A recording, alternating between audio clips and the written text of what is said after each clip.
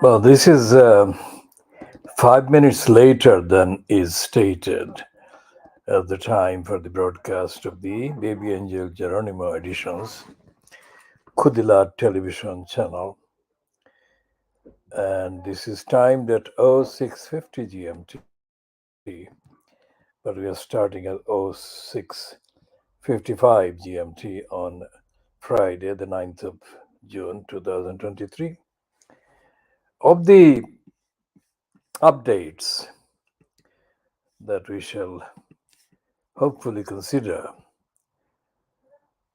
includes include this one. A Syrian, and there is a swear word, in France carries out stabbings of babies. Can you believe the? I can't even say the word. And then Harry versus Mirror Group newspapers, day two of the testimony. And the day two of the testimony ended on Tuesday, Wednesday. But the ramifications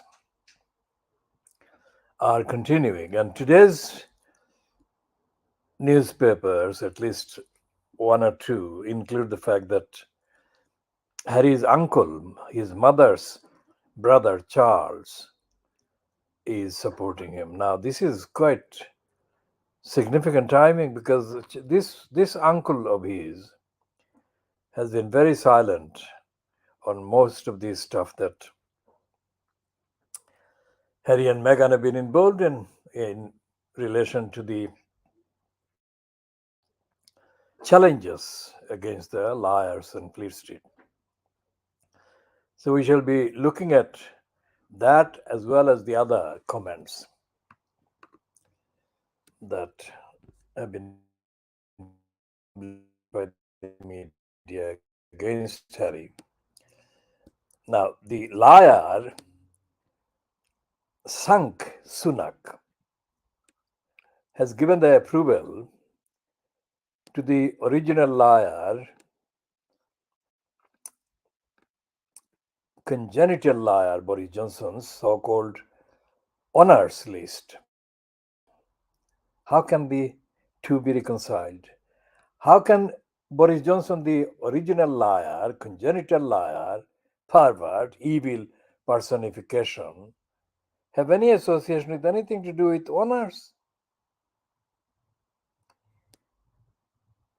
Now, the fact that the liar Sunak has done this shows that the three words that he spewed as he entered the official number 10 Downing Street were, of course, never words that he even understood or cared to understand. So this dishonor or serial dishonors or dishonoring by the lying Sunak can only expedite the long overdue review of this evil liar, colluder, stooge, who was given the so-called benefit of the doubt or the equivalent of the benefit of the doubt.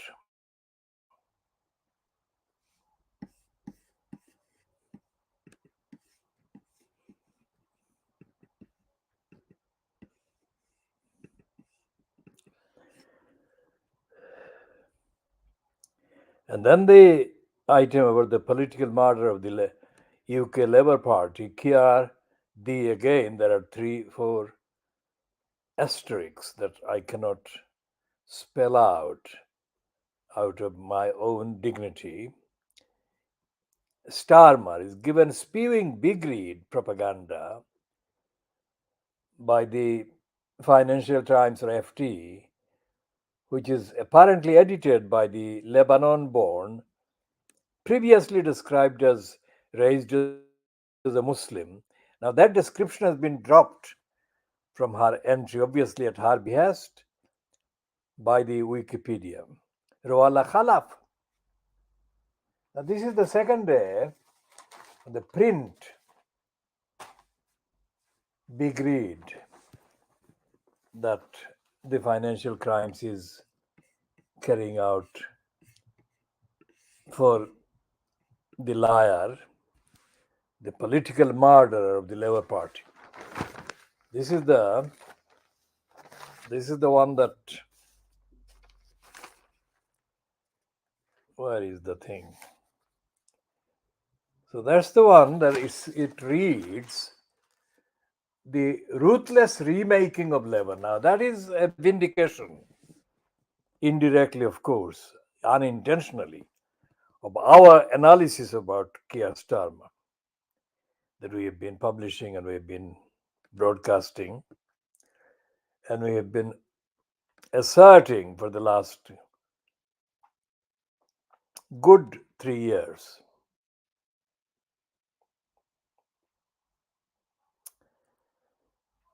And then there is this other item on the updates.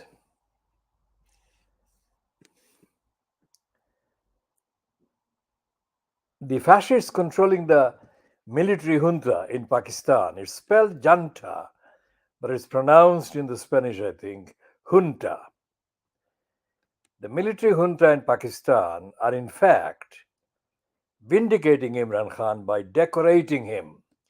That is our world exclusive analytical application of the word decorating, with multiple criminal cases, harassing him and snaring his wife, Bushra Bibi. Now,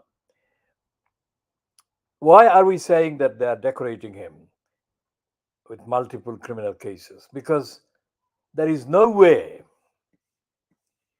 there is absolutely no way that any evidence exists to substantiate any of the corrupt,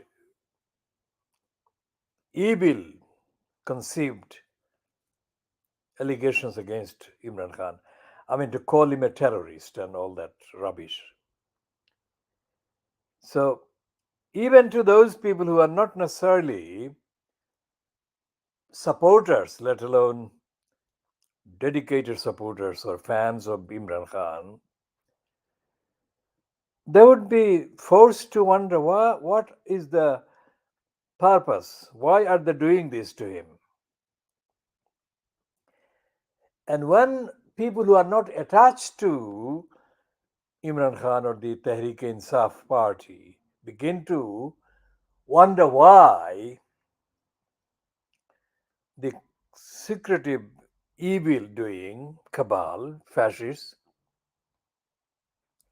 that have effectively declared martial law in Pakistan, why are they doing this? Once people start raising that question, the Imran Khan's credibility goes up and it discredits the criminals in the so-called military even further.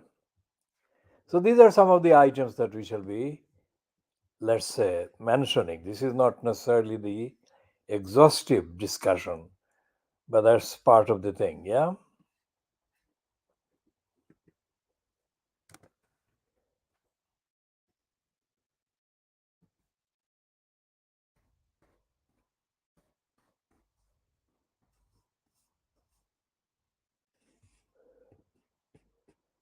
So we shall be going back to the, let's check.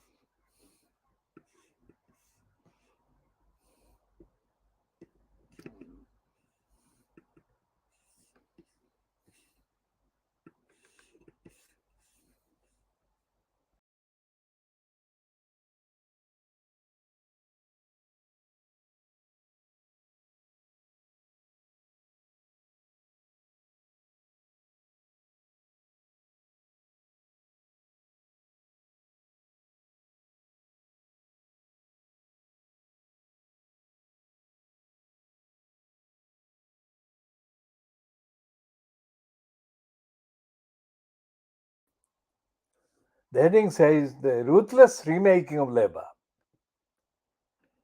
Now, of course, Kier Starmer has been remade. He has been constructed by all the criminal elements that have been conspiring to sabotage the main purpose of the Labour Party. Now, as we have said, while Corbyn was still in position as the leader of the Labour Party, we have said, and we are the only ones who have said it, and we shall be continuing to be the only ones to say it,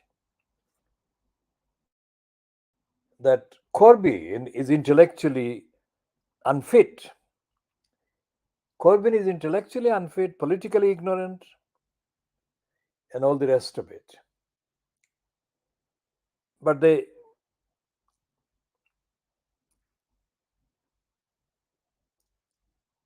critical core of the problem about Corbyn is that although he is himself personally unfit and deficient intellectually,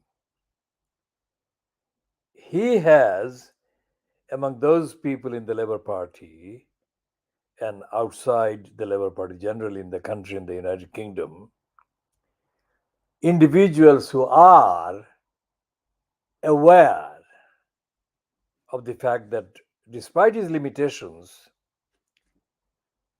Corbyn at the front of the Labour Party still represents those ideas and ideals for which the Labour Party exists and for which the Labour Party was founded. And the other thing is that once the conservative criminals are ousted, there is no other organized political party in the context of the United Kingdom that can come in. It has to be the Labour Party. So, through the weak frontage of Jeremy Corbyn, the masses of the people that support the Labour Party and its founding aims and purpose, founding aims and current purpose can only begin to do away with the destruction of democracy, ethics, and morality that the criminals, fronted by sleazeball crook David Cameron and the racist liar Theresa May and the anti-Muslim personification of evil Boris Johnson, perpetrated. Now, because of the shortness of the period over which she was in power, we are discounting or leaving out Liz Truss. Ideologically, we are not, because she is part and parcel of the racists, the anti Muslims, and the reactionaries and the fascists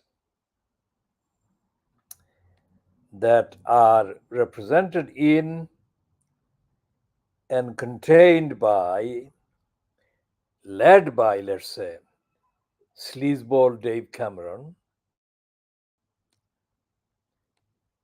the hostile environment creating nasty Theresa May, and the evilness personified Boris Johnson. Now, as for the current one, Sunak. Sunak is so bad that even John Crace, the so-called political sketch writer on The Guardian, is finding it difficult to put together sentences that actually get across the badness, the weakness, the stupidity, the depth of idiocy of Rishi Sunak. Now, back to the ramifications of day two that finished or took place on Wednesday, the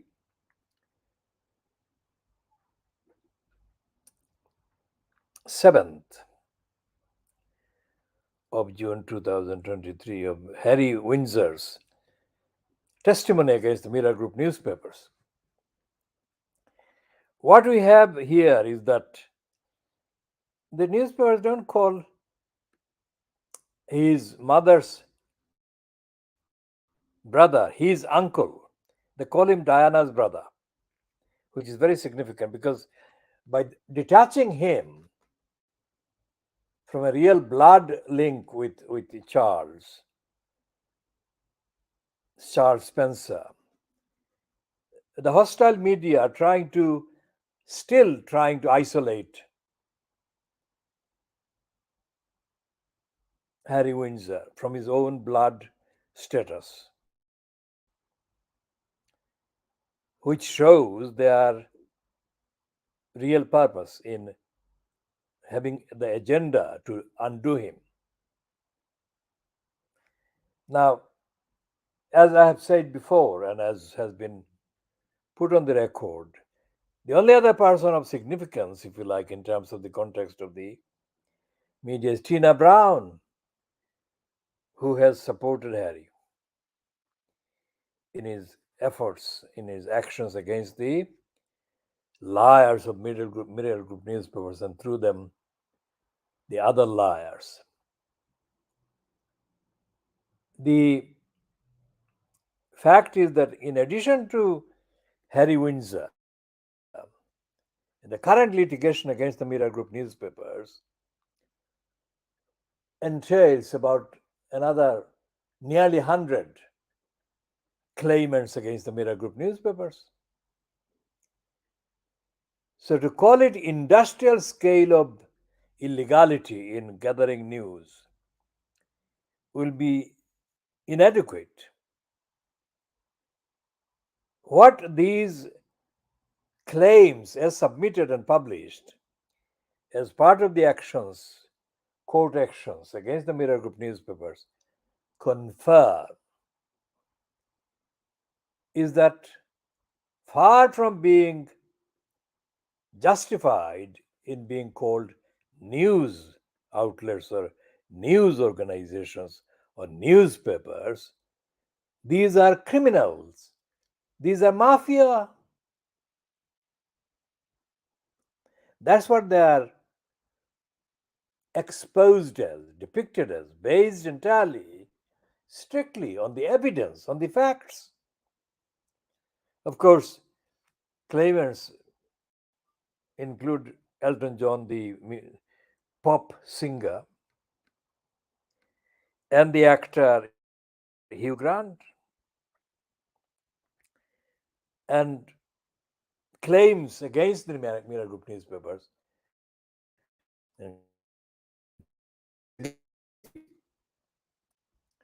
others, racists, include claims supported by and promoted by and advocated by the mother of the young person who was murdered by racists in April 1993.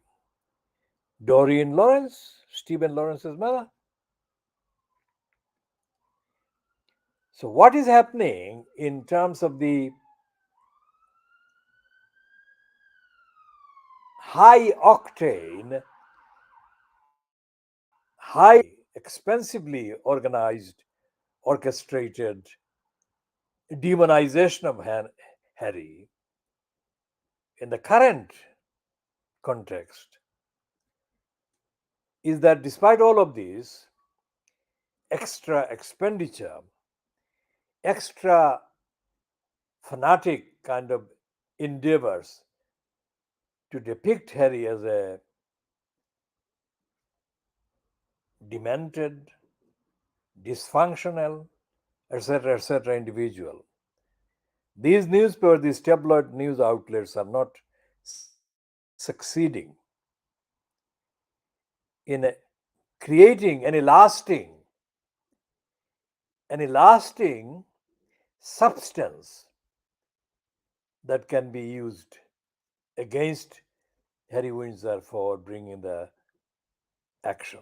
Now, there is a note here that I have to state. Harry has got claims against these newspapers, no doubt about that. But as compared to the experience that I have of the media and the cabals that they represent, Harry has not got even 10% of substance as compared to my 100%, let's say. And as I said, I mean, I've been studying, diagnosing newspapers and British media since before Harry's mum was born, biologically born.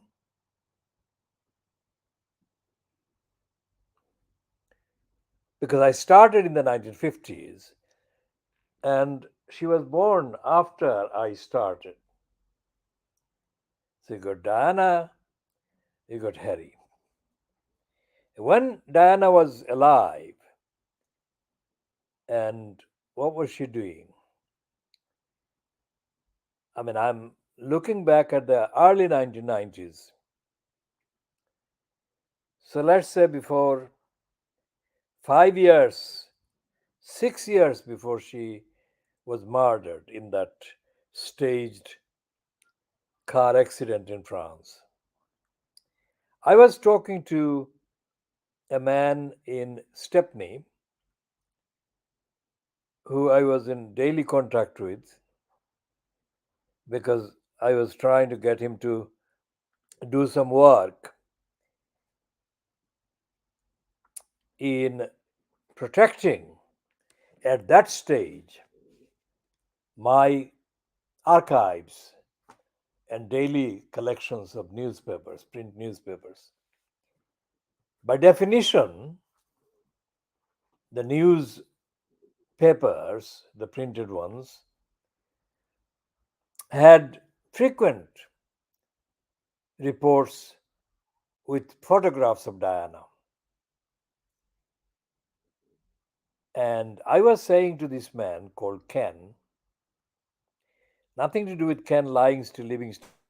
This is an ordinary working person that has retired now called Ken.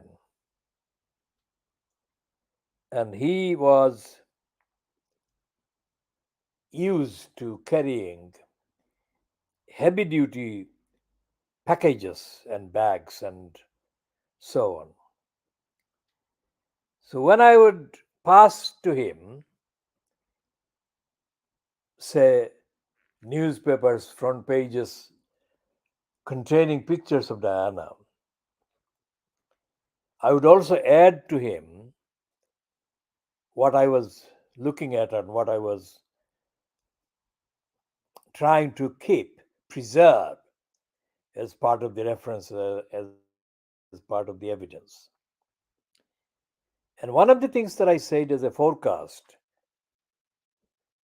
remember this was happening in the early part of the decade, 1990s.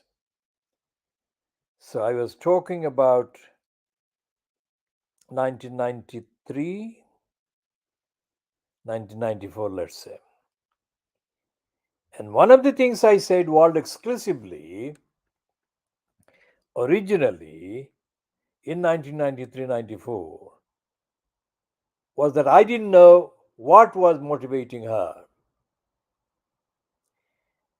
But the speed of Diana's appearances on the front pages or in the main feature articles suggested to me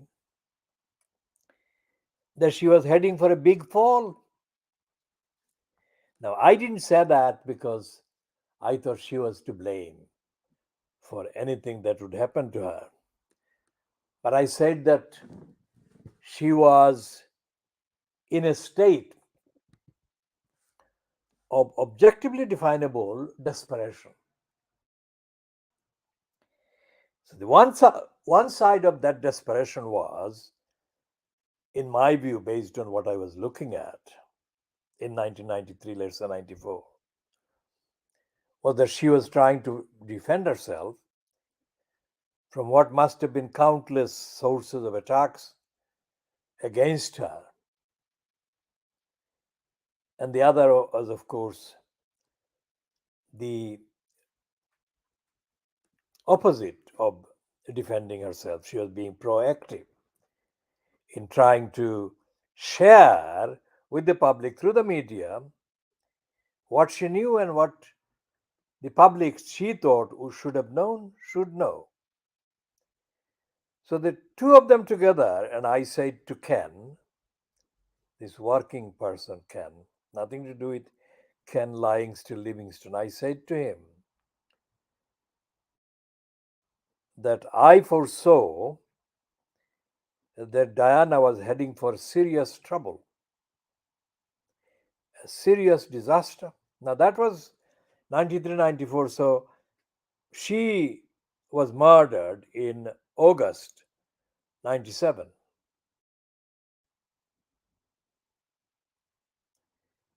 So 94, 95, 96, 97, a good 3 years before she was actually murdered.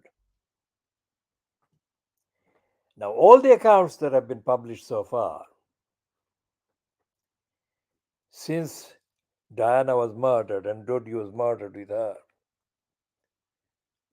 are as unconvincing, factually as unconvincing, as all the accounts published by the government and their propagandists in the USA about the so-called aeroplanes disaster in New York. Because in the USA, more credibility is given to those who say that the series of facts that exist and that can be accessed show that this claim that these planes were blown up by Muslims was a lie and is a lie and will remain a lie because it was a lie. And the people that were murdered as part of the war against Muslims by those who plotted and carried out the plot. Innocent people are murdered. Now, in the case of the security person who survived, the Paris murder project that murdered Diana and Dodi,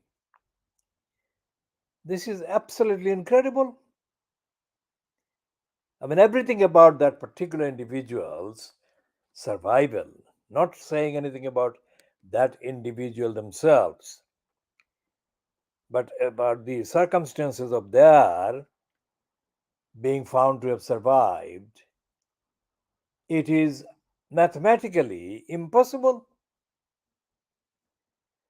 to reconcile with the other theory that it was an accident. It could not have been an accident, because if it was an accident,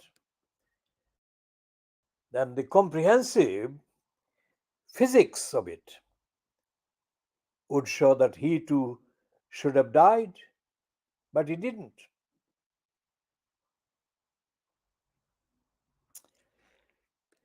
So, similarly, when Harry Windsor is supported by Tina Brown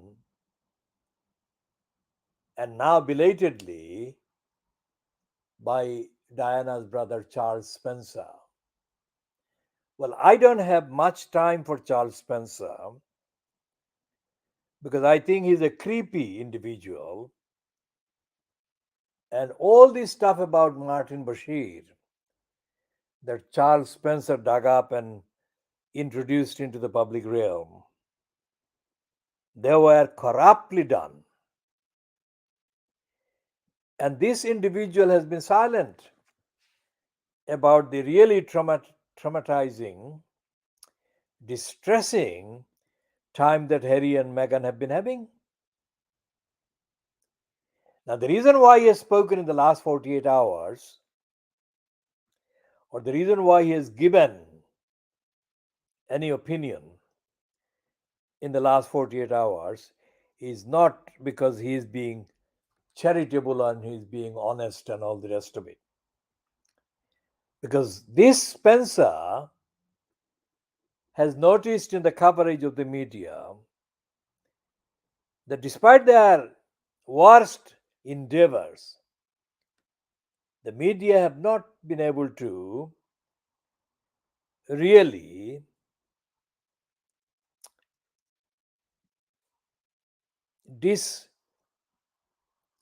disentangle, if you like, the main allegations, the main claims that Harry has been making against the news outlets. And he, Charles Spencer, thinks that the timing of his minor expression of approval, agreement with Harry, will give him an insurance coverage. That is to say, he can then later claim that he supported Harry.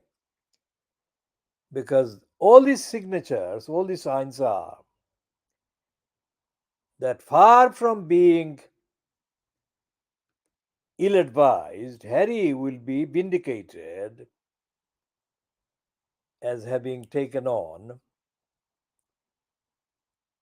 some of the world's worst offending, lying, and powerful agents of satanic propaganda. The British media is satanic propaganda, liars, fascists, and racists, of course. Incidentally, the contextual references to Chelsea Davy show that Harry actually cared very much about that girl. So that is significant. And the fact that she attended his wedding with Meghan shows that Chelsea also has got positive feelings towards and about Harry. That doesn't help the Mirror Group newspapers or the others that support the Mirror Group newspaper, because they are supporting Mirror Group newspapers not because they support Mirror Group newspapers, but because they know that if Harry and his claims get credibility, then it would actually affect them and expose their lying and illegality and criminality and racism. Now, individually, I have noticed this. How do you condemn these people? Because the behavior of these individuals, given platforms, like the Sky News gives platform to this Sarah Vanity, who has got a platform on the Daily Mail group as well. Now, this Sarah Vanity is so shallow, so artificial? Where do you begin to condemn them? How do you begin to condemn them? Remember, these are the people that write allegedly as thinkers who are supposed to be seriously treated as grave and highly responsible sources of wisdom. But when you actually observe them, witness them stupidly, incredibly shallow appearances on shallow opinion, you worry very, very much about society. What are these people doing to society? They're supposed to be telling the truth to society, for society, but they're not. This Arab vanity is so stupid and ignorant and shallow.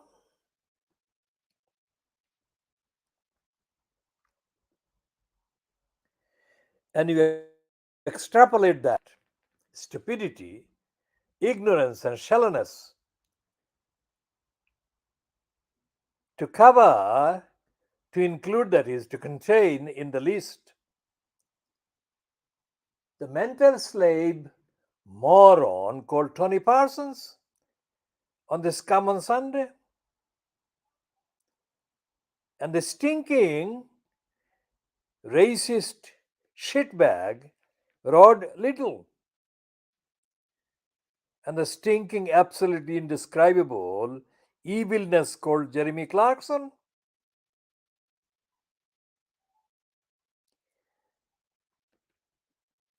And then you've got this woman on the Times, Camilla Long, who really believes that she is the princess that should have been married by one of the princes anyway. She cannot, for the life of her, understand why she was overlooked. So it doesn't matter what Meghan does in terms of getting involved with various social causes. Camilla Long is absolutely bound to find awful facts to discredit all the good deeds that Meghan may try to do. Now, Camilla Long is only one, but there are dozens of women employed by the likes of Dirty Digger and others. And we shall come to the Telegraph group, which is put on sale. I'll come to that in a minute. I didn't list that as part of the updater list. They've got, like, on the Telegraph, they've got a artificial blonde called Alison Pearson. It's a Welsh woman who looks a blonde, and there is this whole propaganda about blonde. She is so poisonous and offensively stupid. So you've got Alison Pearson and a whole array, the whole list of the likes of her. So these people don't seem to have understood anything they have read. They don't seem to have researched the principles, the concepts that they're supposedly giving updater kind of opinions on.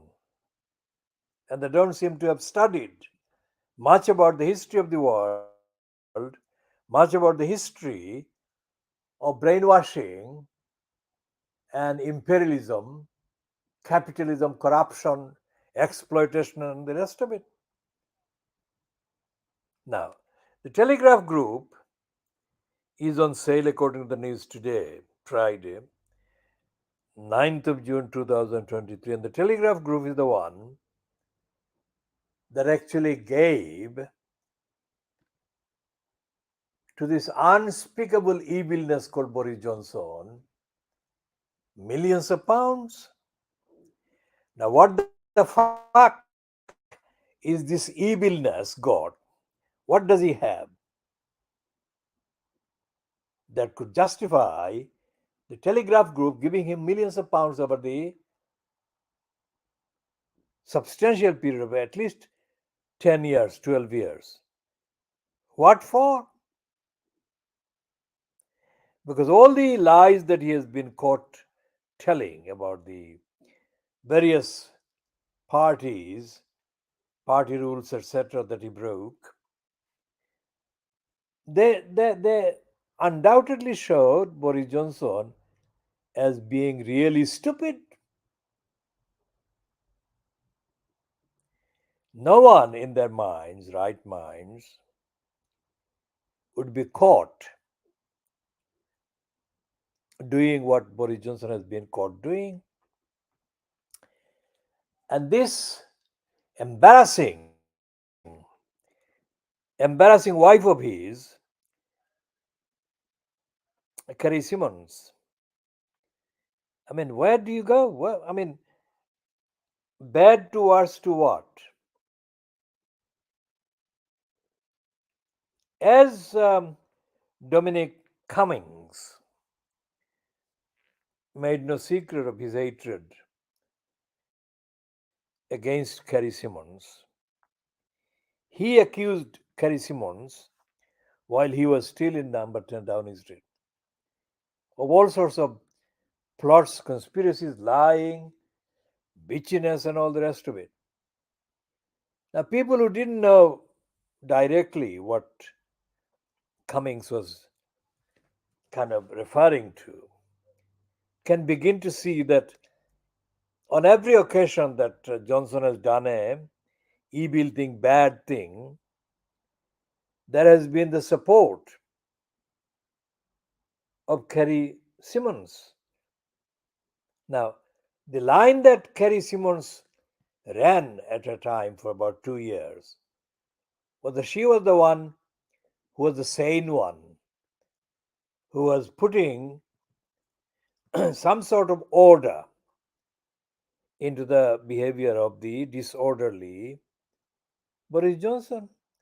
It now transpires that not only has she not been doing that, but she has been part and parcel of the criminality that Johnson has been perpetrating, fronting. And as to the question as to why the Telegraph was paying millions to this criminal, my answer, based on the observation of this criminal, I've been observing this criminal right from the word go when this criminal was first identified as having done such dishonest acts that Michael Howard sent him to Liverpool to apologize to the people of Liverpool, Merseyside. And from the public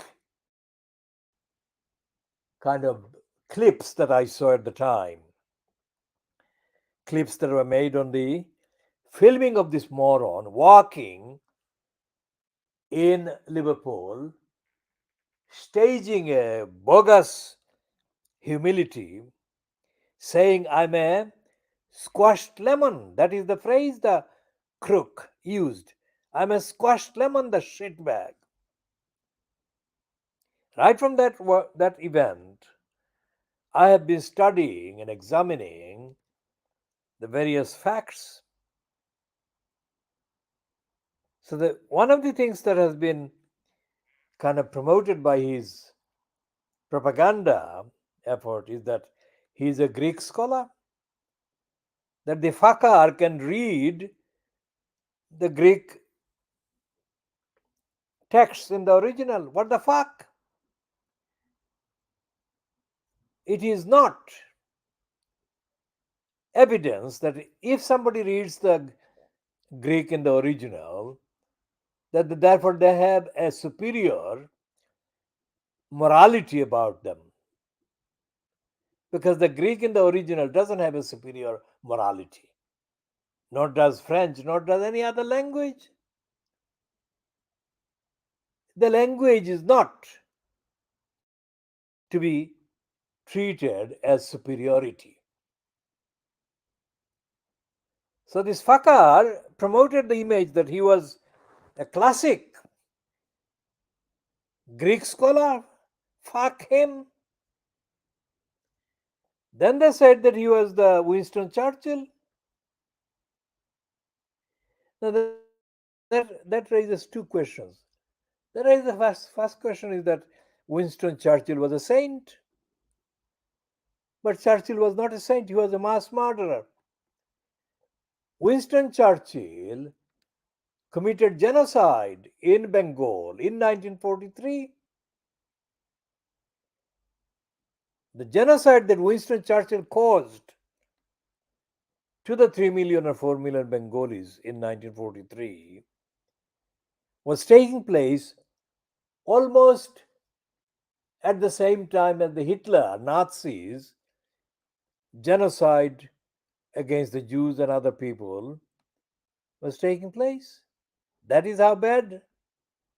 That is how bad it was. So any suggestion that this criminal Boris Johnson was the new Winston Churchill should have been treated as evidence of his evilness.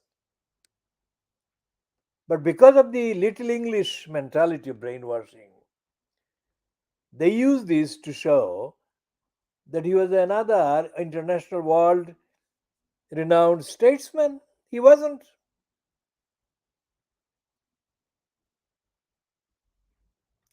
Then he said that, his father, the biological father, Stanley Johnson, another perpetrator criminal, he aided and abetted the propaganda for his son because in his success as a careerist, Johnson the son, if Johnson the son succeeded in misleading the people of the Britain into letting him get into number 10 Downing Street, then the criminal Stanley Johnson would benefit. That's what he reckoned. So towards that end, he did his best to invent or to kind of exaggerate stories like, as an infant, Boris Johnson dreamt of being the world king or king of the world. Now, there has never been a king of the world. The fuck. There has never been a king of the world. There has never been even a king of a continent, the fuck's sake. So, all of these, pack of lies or packs of lies have been repeatedly, mercilessly, to use the ruthless word used by the Financial Crimes, edited by the so-called Lebanese-born, previously referred to as raised as a Muslim, Roala Khalaf, who is the mental slave put in the post of editor of the Financial Crimes. Now, everything that in the media, in the so-called National Council for the Training of Journalists, there is a place called National Council for Training of Journalists, NCTJ. Allegedly, there is this basic lesson for wannabe journalists. Now, whether it is originated in the NCTJ or somewhere else is immaterial. The essential point is that journalists are supposed to be answering the following key questions: what, when, where, why? These are the main questions.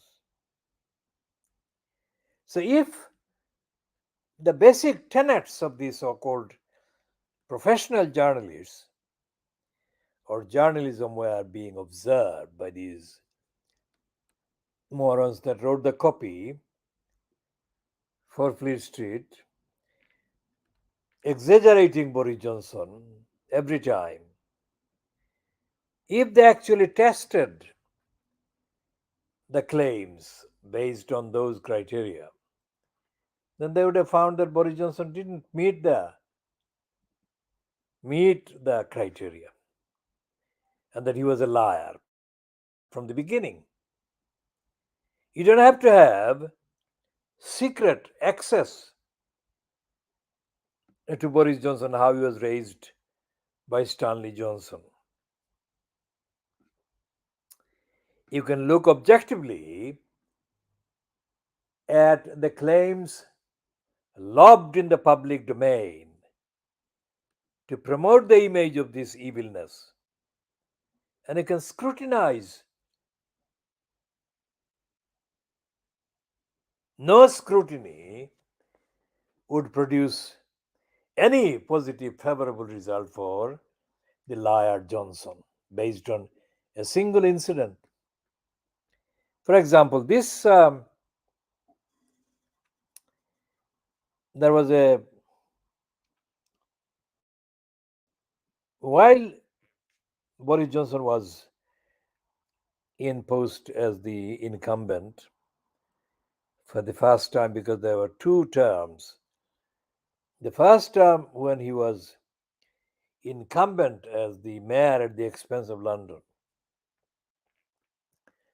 a clip was shown on the 1st of March 2010 on Channel 4 Dispatches program fronted by Andrew Gilligan. And Andrew Gilligan showed that clip not to promote Boris Johnson's personal claims,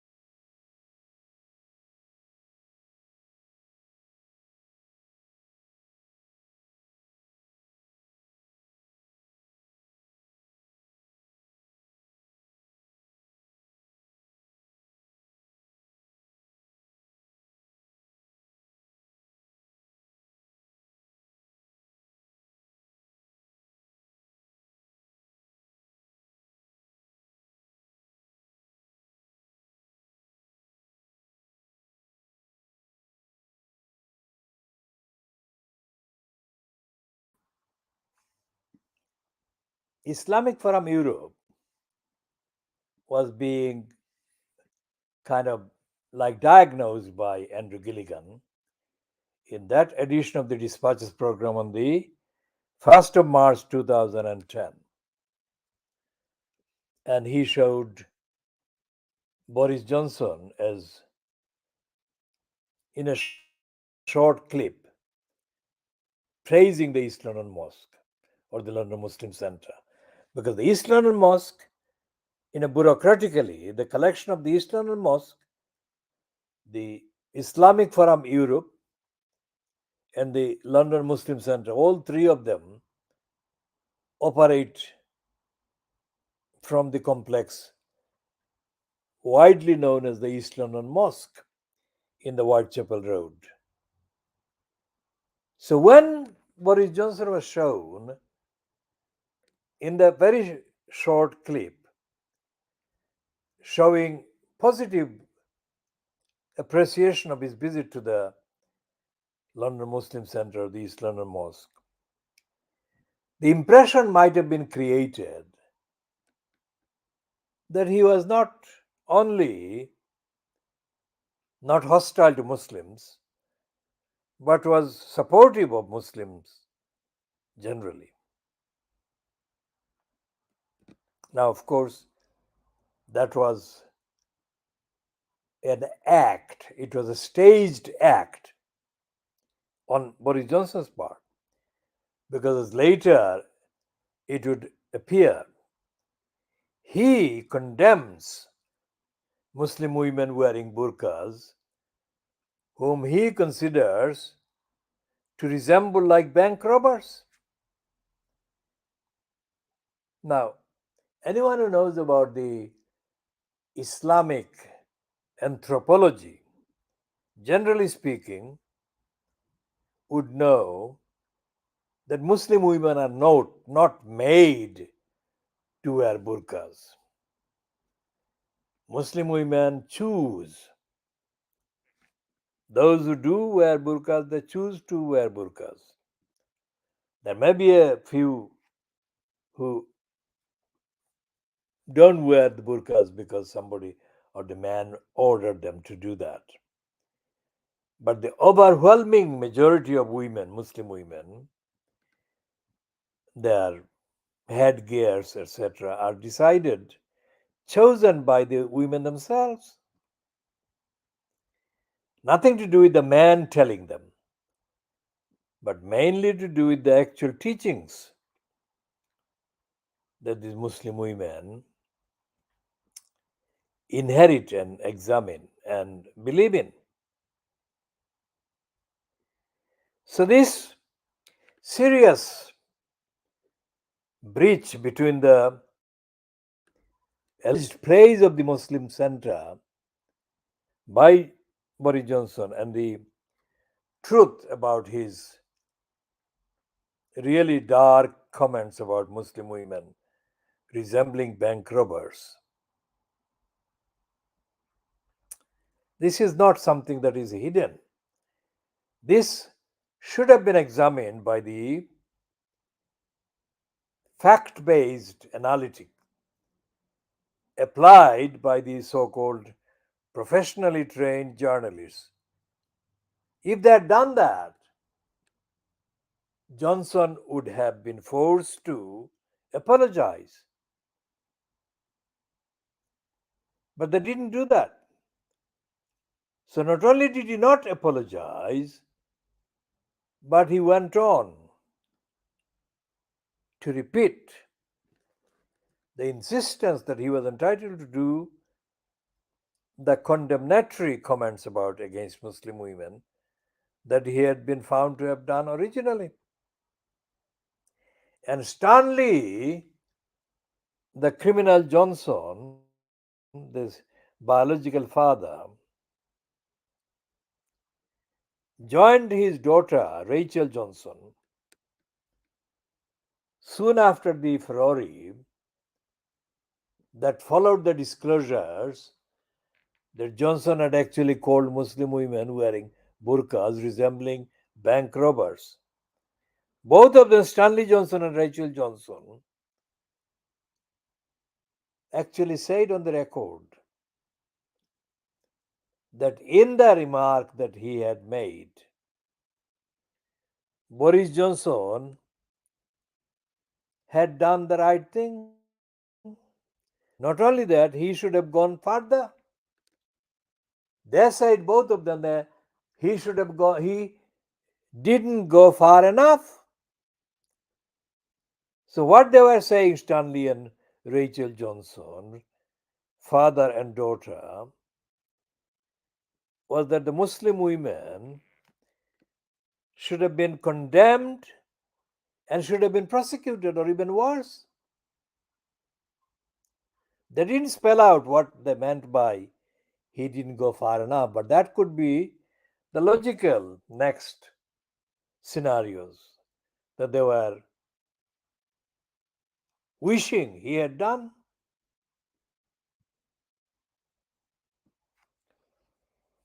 So, what we have here in this context is that Kier Starmer, who is being described in this heading on the second day of the 2-day or two-part series, The Big Read by the Financial Crimes, that he has been ruthless in remaking labor. What they are saying is that Starmer has been ruthless against Corbyn and against what this financial crimes called the hard left. Now, of course, the George Parkers and even Roala Khalaf, they have no idea what the fuck they're talking about when they say hard left. I have done nothing but to get myself immersed in examining the evidence of all the published and public claims about the state, the existence, at all of a thing called hard left or the socialists.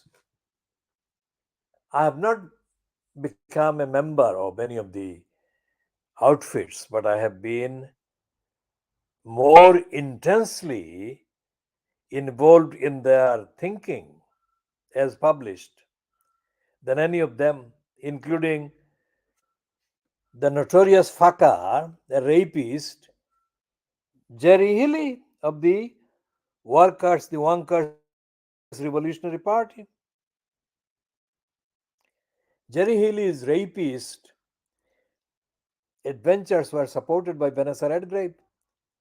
So you can see the slut that Redgrave herself is. How the fuck could she support Jerry Healy, who was exposed as having raped so many WRP women? So that Workers' Revolutionary Party is a fucking wonkers party. And then you've got the SWP, which I called Socialist Wonkers Party, which covered up reports about serial rapes of SWP women by SWP Wonker men. So when the fucking financial crime says hard left, what the fuck? Where are these hard left? These are rapists, wonkers.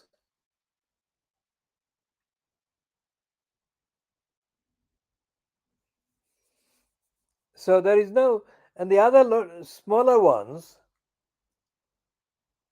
are as bad.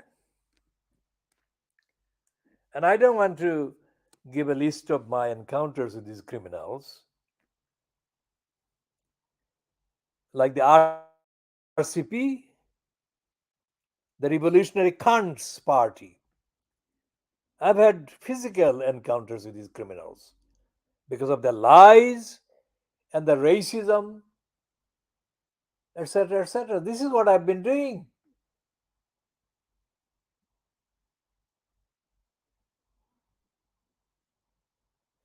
So when Roala Khalaf, the so-called Muslim-raised Lebanese-born woman, is given the job as the FT's editor, you can know that by the time she has got that job,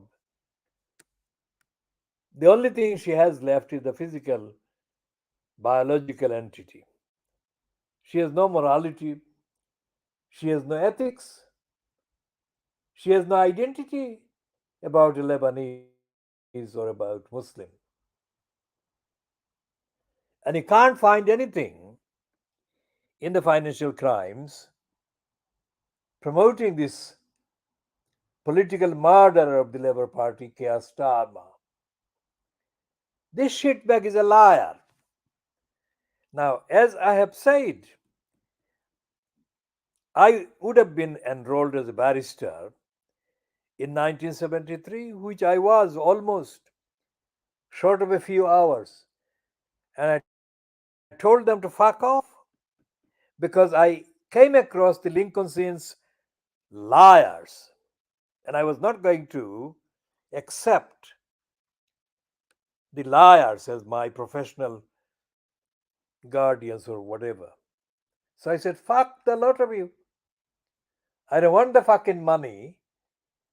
I don't want the fucking entry to the professional fucking list. And I've been studying strictly for evidence everything about the fucking English law that you can find. And there is no justice in it, there is no fairness in it, there is no independence in it.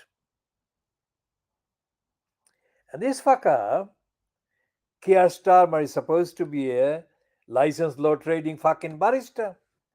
This shitbag invested very craftily, he invested his early years in bogus kind of non-profit advice given to campaigners. The most notorious being the two campaigners that took on the McDonald company. And this criminal, Kier Starmer, has got his biography, which includes that he helped them. He fucking didn't. He dropped them just the moment when they needed the services of somebody who was a licensed law trader. And as I have said before, weeks before he finished his term as the Director of Public Prosecutions, this criminal, Kier Starmer, as the Director of Public Prosecutions, brought in some regulation for prosecutors that made it easier to prosecute some of the most vulnerable benefit claimants.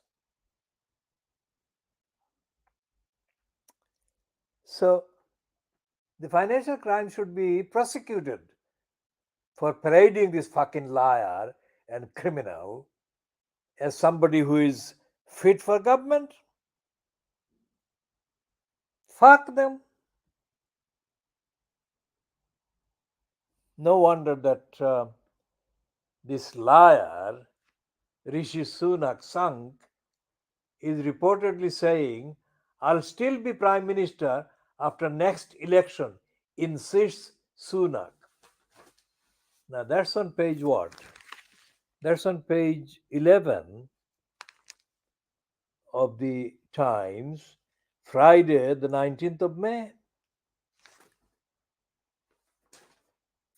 So we shall be ending this particular edition at 0804 hours GMT, and the duration has been 1 hour 9 minutes.